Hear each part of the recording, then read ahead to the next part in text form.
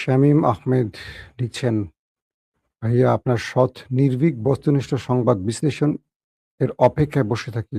আল্লাহর হস্তে ইনশাআল্লাহ আল্লাহ বাঁচিয়ে রেখেছেন তাই ভাইয়া। ধন্যবাদ শামীম ভাই। সাতক্ষীরা থেকে দেখছেন, সাতক্ষীরার কথা বলে হৃদয়ে রক্তক্ষরণ হয়। সাতক্ষীরা ছিল ইসলামের জন্য খুব ত্যাগী মানুষের জায়গা। যাক, মানুষই ভুল করবে। আল্লাহ মানুষকে দুনিয়ায় পাঠিয়েছেন ভুল করার জন্য, আবার আল্লাহই মানুষকে ক্ষমা করবেন। তবে দুঃখজনক হলো আমরা কেউ কাউকে ছাড় দিচ্ছি না। যেভাবে সোশ্যাল মিডিয়ায় আমরা মানুষের চরিত্র হনন করছি, এতে করে কেউ রক্ষা পাবো না। সবার কাপড় ধরে টান দেওয়া হচ্ছে, হবে। খুব ভয়ংকর এক খেলায় মেতেছি আরকি আমরা মুসলিমরা, বিশেষ করে বাংলাদেশে। চরিত্র হননের খেলা। কে কাকে কত চরিত্র হনন করতে পারে প্রতিযোগিতা করে কেউ কাউকে ছাড় দিচ্ছে না। ফলে সবার কাপড় খুলে যাচ্ছে। দর্শক, আসেন কয়েকটা গুরুত্বপূর্ণ খবর দিয়ে আমি লাইভ শুরু করব। তার আগে সংক্ষিপ্ত আলোচনা করে নিচ্ছি আমি যে বিষয়ে কথা বলব। শেখ হাসিনাকে ভারতে রেখে নরেন্দ্র মোদী একটা বড় ধাক্কা খেল। আর সেই ধাক্কাটি দিল ককরোচ পার্টি। অর্থাৎ অনেকটা শেখ হাসিনার মতো ভয়ংকর এক আতঙ্কে কয়েকটা দিন কেটেছে নরেন্দ্র মোদীর। খুব দুর্দান্ত কিছু তথ্য পাওয়া গেছে। ২ নম্বর গুরুত্বপূর্ণ খবর, ইরানের কাছে অবশেষে মাথা নত করল মার্কিন প্রেসিডেন্ট ডোনাল্ড ট্রাম্প। তিনি দুটো রাষ্ট্রের মাধ্যমে ইরানের কাছে আবারও সিজ ফায়ারের প্রস্তাব পাঠিয়েছেন। ৩ নম্বর গুরুত্বপূর্ণ খবর, ইরান এবং আমেরিকার এই খেলায় মধ্যপ্রাচ্যের আরো কিছু কুশীলবের চরিত্র স্পষ্ট হচ্ছে। সেই বিষয়গুলো একটা একটা করে জানাবো আপনাদের। দর্শক, প্রথম যে খবরটি দিয়ে শুরু করতে চাই, নরেন্দ্র মোদী। আপনারা জানেন যে তাদের শিক্ষামন্ত্রী ধর্মেন্দ্র প্রধান পদত্যাগ করেছেন দীর্ঘ আন্দোলনের ফলে। তার আগে নরেন্দ্র মোদী একটি চ্যালেঞ্জ নিয়েছিলেন যে তিনি তার শিক্ষামন্ত্রীর পদত্যাগ করাবেন না। আন্দোলনকারীরা যা করুক। কিন্তু তার কাছে একটি ইন্টেলিজেন্স তথ্য এসছিল যে এই আন্দোলনটা সরকার পতনের আন্দোলনে যাবে এবং নরেন্দ্র মোদী এই সময়টা বিশ্বের কয়েকটা বড়, বড় রাষ্ট্রের সহযোগিতা চেয়েছিল। কিন্তু সেই রাষ্ট্রগুলো বলে দিয়েছিল স্পষ্ট করে, ছাত্র জনতার বিরুদ্ধে গুলি তারা অ্যালাউ করবে না। আর তখনই নরেন্দ্র মোদীর পুলিশ হাত গুটিয়ে ফেলেছিল। যেমন বাংলাদেশের জুলাইতে শেখ হাসিনা কাউকে তোয়াক্কা করেনি। প্রকাশ্যে একদম বুক বরাবর না, মাথা বরাবর লাগলে গুলি করো। কে এই সহযোগিতা করেছিল? নরেন্দ্র মোদী। এবং আপনারা জানেন যে শেখ হাসিনার পুলিশকে ভারত থেকে বিশেষ বাহিনী কমান্ডো পাঠিয়ে জুলাইতে আমাদের ছাত্র হত্যায় সহযোগিতা করেছিল ভারত এবং তাদের সেই বিশেষ কমান্ডো বাহিনী, যারা পরবর্তী দেশ ছেড়ে পালিয়ে গেছে। এবং বাংলাদেশের সেনাবাহিনী সবচেয়ে খারাপ কাজটি এটি করেছিল যে ওদেরকে পালাতে সহযোগিতা করেছিল। পারত আন্দোলনকারীদের কাছে তুলে দিতে। কিন্তু আমাদের সেনাবাহিনীরা হয়তো ভারতের ভয়ে তারা গোপনে অনেকটা তাদেরকে দেশ থেকে বের করে দেয়। নিজের দেশের জনগণকে মারতে শেখ হাসিনা ভারত থেকে কমান্ডো ভাড়া করে। আর তাকে বলে গণতন্ত্রের মানুষ কন্যা। তার জন্য এখন আওয়ামী লীগের লোকরা কাঁদে, যারা আওয়ামী লীগ করে। আমার কাছে মাঝে মনে হয় যারা আওয়ামী লীগ করে তারা মানুষ হতে পারে না। কষ্ট নিবেন না। আমি আওয়ামী লীগকে একটা সময় এত ঘৃণা করতাম না। আমার পরিবারে প্রচুর আওয়ামী লীগ আছে। রাজনৈতিকভাবে আমি নাম বলব না। বাংলাদেশের অন্যতম আওয়ামী লীগের ১ম সারির ১০ জনের একজন আমার পরিবারের মধ্যেই আছে।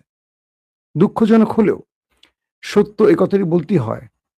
যারা নিজের দেশের মানুষের বুকে গুলি চালাতে পারে তারা আসলে কিসের রাজনীতি করে? একটা দল ১৫ বছর ক্ষমতায় ছিল। তারপর যাকে খুশি তাকে মারছে, গুম করছে। তারপরে বাহিরের দেশ থেকে লোক ভাড়া করে এনে মানুষ মেরেছে। ভারত থেকে কমান্ডো ভাড়া করে এনে আমাদের সেনা অফিসারদেরকে বেছে, বেছে মেরেছে। এই দলটি কখনো দেশের হতে পারে? এরা মুক্তিযুদ্ধের পক্ষের হতে পারে। যারা বিশ্বাস করেন তারা পাগল অথবা ছাগল অথবা অসুস্থ। একদম স্পষ্ট বলি। এই এই দুটো শব্দের সাথে বাকি সব বাদ দেন। এই দুটো শব্দের সাথে মেলান আগে যে কাজটা আওয়ামী লীগ করেছে। নরেন্দ্র মোদীর উপর যে বিপদটি এসছিল তিনি ধরে নিচ্ছিলেন তার সরকারের পতন হচ্ছিল। ১ম তিনি ভেবেছিলেন দমাতে পারবেন পুলিশ দিয়ে। কিন্তু পারেননি। পুলিশ দিয়ে পারেননি কারণ পুলিশ বাংলাদেশের পুলিশের মতো আওয়ামী পুলিশ ছিল না। একদল অ্যাগ্রেসিভ হয়েছে, আরেক দল পিছন থেকে সরে গেছে। বলছে আমরা ছাত্রদের মারতে পারব না। এরা তো আমাদের সন্তান, এদের গায়ে হাত তুলব কি করে? নির্দেশ এসছে পুলিশের উপর, পুলিশ লাঠিচার্জ করেছে। আপনারা দেখেছেন যে কয়েকজন পুলিশ মারছে। সব পুলিশ সম্মিলিত মারে নাই। কারণ ওদের মধ্যে মানবিকতাটা ছিল, ওদের রাষ্ট্রে আমাদের মতো পচে যাওয়া রাজনীতিবিদের চেয়ে একটু হলেও মানসম্পন্ন, বা পুলিশের মধ্যে বিশেষ করে আমলা পুলিশের মধ্যে কিছুটা বিচার বিবেচনা বোধ আছে। আমাদের দেশে এটা থাকে না। যখন বিএনপি আসে মানে ক্ষমতা, সব পুলিশ বিএনপি হয়ে যায়, কে জামাত, কে আওয়ামী লীগ, কে বিএনপি না, সব পুলিশ পদ আর অর্থনৈতিক লাভ বা ধান্দাবাজির জন্য। যখন আওয়ামী লীগ আসে সব আওয়ামী লীগ হয়ে যায়। ভবিষ্যতে কখনো জামাত যদি আসে সব জামাত হয়ে যাবে। আমাদের আমলাদের, আমাদের প্রশাসনের ক্যারেক্টার হলো এরকম। এরা কখনো মানে একটা রাষ্ট্রের চিন্তা করে না, প্রত্যেকে ব্যক্তির চিন্তাটা করে, যার কারণে এই অবস্থা হয়। কিন্তু আমার যারা আন্দোলন করছেন ভারতের দিল্লির অনেকের সাথে কথা হয়েছে, আবার এনটিভির ভারতের একটা বড় গণমাধ্যমে আমার কিছু বন্ধু তাদের সাথে কথা হয়েছে, যেটা তারা স্পষ্ট বলছে যে পুলিশ ছাত্রদের উপর, কিছু কিছু পুলিশ অ্যাগ্রেসিভ হলেও সবাই সম্মিলিত হয়নি, এবং ছাত্রদের ভরসা ছিল এটাই যে পুলিশ তাদের উপর হামলা করবে না, কারণ তারা কোনো পলিটিক্যাল লোক না। এটি একটি প্লাস পয়েন্ট ছিল। নরেন্দ্র মোদী এখান থেকে একটা মানে কামব্যাকের সুযোগ পেয়েছে। ২ নম্বরটা হলো দ্রুত সময় নরেন্দ্র মোদী যখন বুঝলেন যে পরের দাবিটা আসবে প্রধানমন্ত্রীর পদত্যাগ, তখন বাধ্য হয়ে শিক্ষামন্ত্রীকে তিনি কোরবানি দিলেন। তবে যে তথ্যগুলো পাওয়া যাচ্ছে ভেতরে আরেকটা সম্মিলিত প্রচেষ্টা শুরু হচ্ছে, কারণ এই আন্দোলনে সম্পৃক্ত হয়েছে বড় সংখ্যক মুসলিমরা, এবং ইতিমধ্যে বেশ কয়েকজন মুসলিমকে বাড়িতে গিয়ে গ্রেফতার করেছে নরেন্দ্র মোদীর পুলিশ। তবে আন্দোলনকারীরা বলছে যদি এইভাবে মুসলমানদের হয়রানি করা হয় তারা আবারও যন্তর মন্তরে নামবে, কারণ এই আন্দোলনটা সৌন্দর্য বাড়িয়েছিল মুসলমানরা। অজস্র পোলাপান যখন সারা রাত যন্তর মন্তরে পড়েছিল রাস্তায়, মানে পড়েছিল কি, তারা রাত জেগে আন্দোলন করছিল, সেই সময় মুসলিম ছেলেরা সবাইকে পানি খাইয়েছে, খাবার দিয়েছে ক্ষুধার্ত মানে ছাত্র জনতাকে। ফজরের আজান হয়েছে, অজস্র হিন্দুদের মাঝে ১০ জন, ৫ জন, ২০ জন, ৫০ জন মুসলিম দাঁড়িয়ে নামাজ পড়েছে আজান দিয়ে রাস্তায়, রাজপথে। সেই দৃশ্য আমার ফেসবুকে আমি দিয়েছিলাম। এই দৃশ্য আপনারা কল্পনা করতে পারেন যে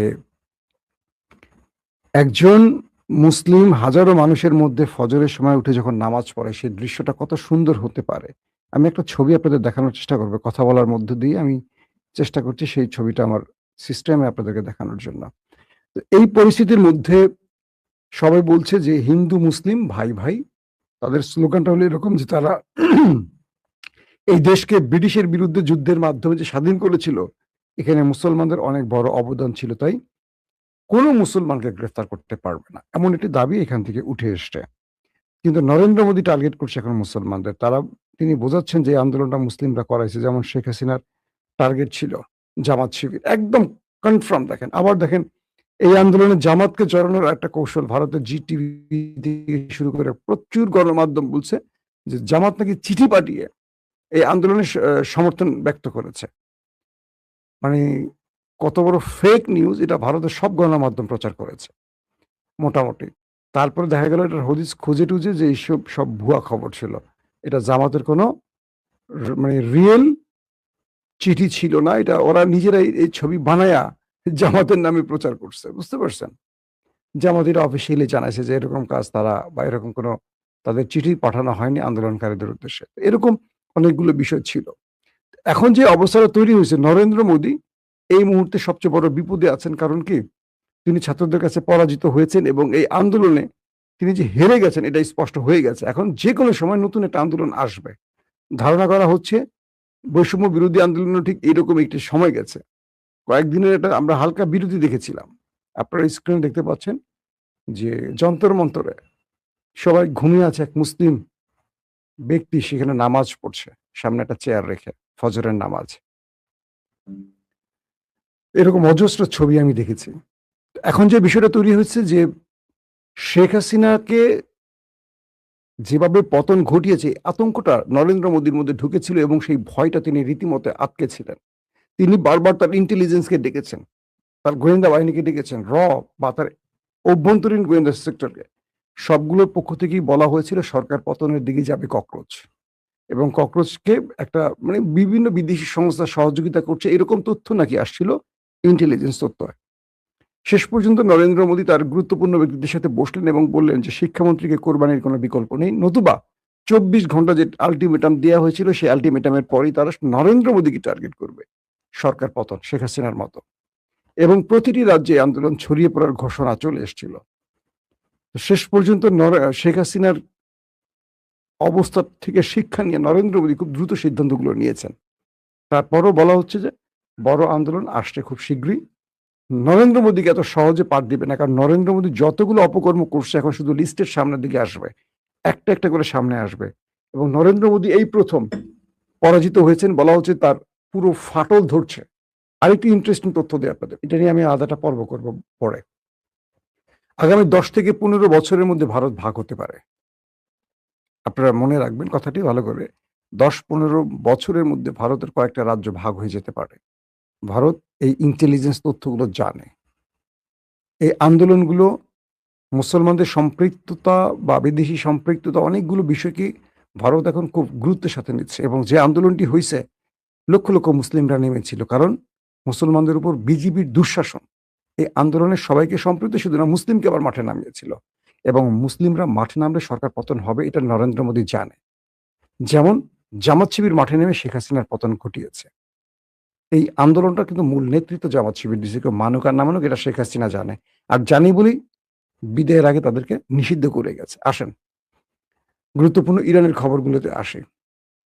ইরানের লেটেস্ট আপডেট যেটা হলো সেটা হলো হরমুজ প্রণালীতে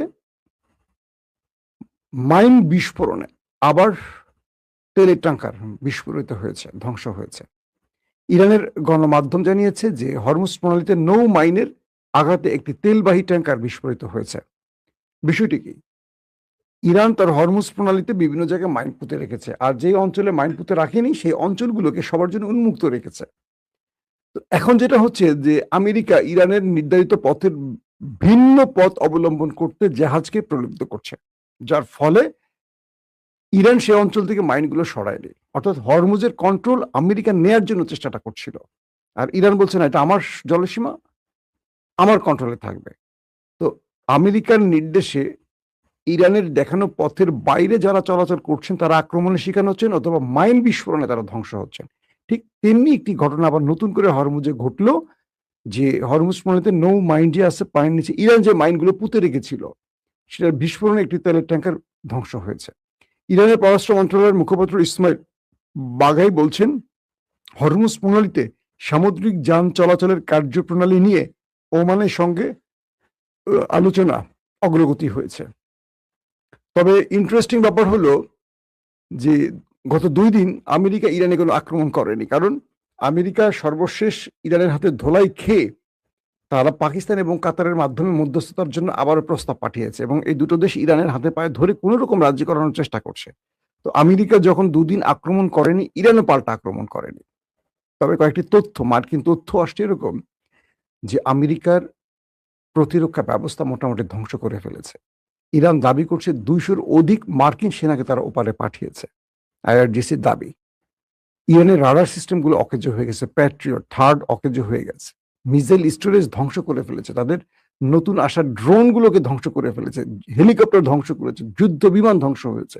আজকে সন্ধ্যা 6টার লাইভে আমি আপনাদের সেই পরিসংখ্যানটা দিয়েছিলাম, যারা দেখেননি দেখে নেবেন আগের লাইভটা, এই লাইভটার আগের লাইভটা, আজকে দিনে যেটা করেছি সেখানে মানে কতগুলো যুদ্ধ বিমান, হেলিকপ্টার, ড্রোন লিস্টেড আমি জানিয়েছি ধ্বংস হয়েছে।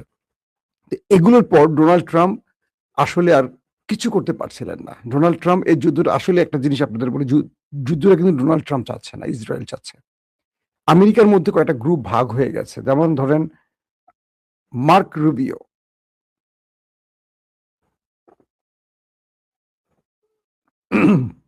পররাষ্ট্রমন্ত্রী, তিনি এক ফরম্যাটের। তারপর মার্কিন প্রেসিডেন্ট ডোনাল্ড ট্রাম্পের জামাতা জেরার্ড কুশনার, ইসরায়েল পন্থী। স্টিভ উইটকফ, ইসরায়েল পন্থী। তারপর আপনার ভাইস প্রেসিডেন্ট জেডি ভেন্স, তিনি ইসরায়েল বিরোধী। তো জেডি ভেন্স চাইছেন যুদ্ধটা বন্ধ করতে, তিনি সর্বোচ্চ মানে ট্রাম্পের পরে যিনি প্রেসিডেন্ট, বা ট্রাম্প কিছু হলে যিনি প্রেসিডেন্ট, বা ট্রাম্প না থাকলে তিনি president, vice president JD veins, তিনি বারবারই ইরানের সাথে আলোচনার চেষ্টা করছেন, কিন্তু তাকে ইসরায়েল সে সুযোগ দিচ্ছে না। ট্রাম্পকে প্রলুব্ধ করে বারবার যুদ্ধে টানা হচ্ছে, কারণ বাকি ব্যক্তিগুলো ট্রাম্পকে যুদ্ধের দিকে আনছে। এখন যুদ্ধে প্রথম দফা ব্যর্থ হয়ে আবার সিজফায়ার, তারপর আবার যুদ্ধে হলো, আবার ব্যর্থ হয়ে সিজফায়ার। এইবার ইরান বলছে যে কোনোভাবে আমরা সিজফায়ারে যাব না, যুদ্ধের সমাধান। আমেরিকা কেন, আরে ভাই তোরা এরম গো ধরিস না, যা হয়েছে ভুল হয়েছে, আবার মাফ কর। বড় ভাইরে তো 3-4 বার মাফ করা যেতেই পারে না। তো আমেরিকা, ইরান কাতারকে এবং পাকিস্তানকে বলছে যে এবার যদি যুদ্ধবিরতি করে সেটার একটা ভিত্তি রাখতে হবে, এ কারণেই যে আমেরিকা কখনো মানে কথা দিয়ে কথা রাখে না, তারা প্রতারণা করে বারবার। তো এবার সেই কাতার পাকিস্তান ইরানের হাতে পায়ে ধরে কোন রকম একটা আলোচনার টেবিলে রেখেছে এবং গত 2 দিন যুদ্ধ বন্ধ আছে। কিন্তু হরমুজ ইরানের কন্ট্রোলে আছে, বাবুল মান্দাব হুতিদের কন্ট্রোলে আছে।